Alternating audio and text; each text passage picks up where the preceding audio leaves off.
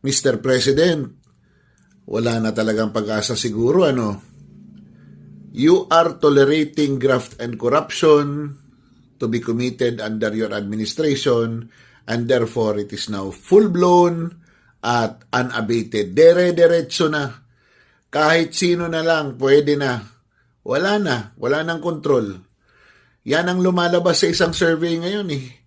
Ang problema talaga ng administrasyon na to is graft and corruption.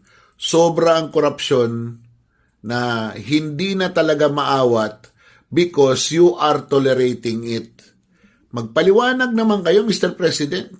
O kahit man lang magsample kayo dyan. Bakit wala ba kayong kontrol sa mga tao sa gobyerno? Ano ba yung nangyayari? Sino ba talaga ang presidente?